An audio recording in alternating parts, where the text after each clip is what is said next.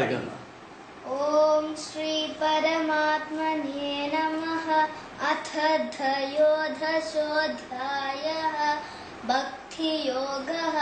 श्री भगवानुवाच इदं शरीरं कौन्तेय श्वेतमित्यभिधीयते श्वेतयोपेति तं प्राहुः श्वेतज्ञमिति तद्वितः श्वेतज्ञं चापि मां विद्धि सर्वक्षेत्रेषु भारत श्वेतक्षेत्रज्ञयो ज्ञानं यत्तज्ज्ञानं मतं मम तत्क्षेत्रं यच्चया द्रक्षा यद्विकारि यतच्कयत् स च यो यत्र भावस्था तत्समासेन मे शृणु ऋषिभिर्बहुधा गीतम् छन्दोपेर्विविधैः पृथक् ब्रह्मसूत्रपदैः हेतुमत्मेन्यैः स्मृतैः महाभूतान्यहङ्कारः बुद्धिरव्यक्तमेव च इन्द्रियाणि तथैकं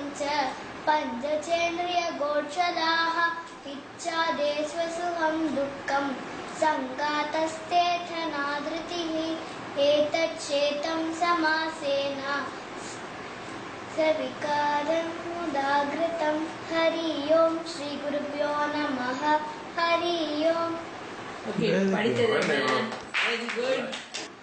बोलो नाथा उमापते शंभो शंकर पशुपते बोलो नाथा उमापते शंभो शंकर पशुपते नंदिवागना नागभूषण चंद्रशेखरा जडाधरा नंदिवागना नागभूषण चंद्रशेखरा जडाधरा सूरजाडा ज्योति प्रकाश विभूति सुंदर परमेश सूरजाडा ज्योति प्रकाश विभूति सुंदर परमेश हर बोलो नाथ उमापते शंभो शंकर पशुपते हर बोलो नाथ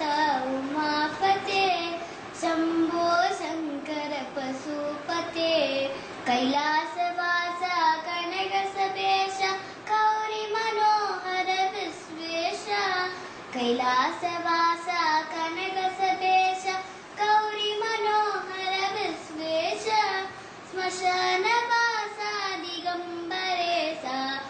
दिगंबरेश नीलकंठ महादेव श्मशानवास दिगंबरेश नीलकंठन महादेव हर बोलो नाथ उमापते शंभो शंकर पशुपते हर बोलो नाथ उमापते शंभो शंकर पशुपते।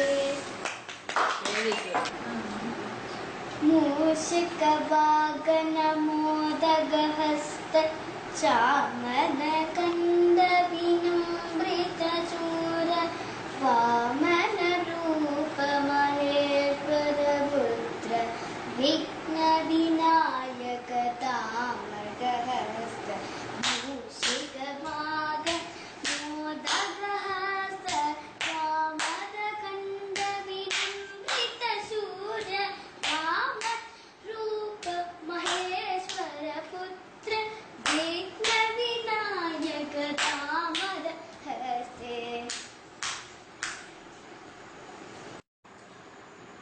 शुक्लां वरदर गणपति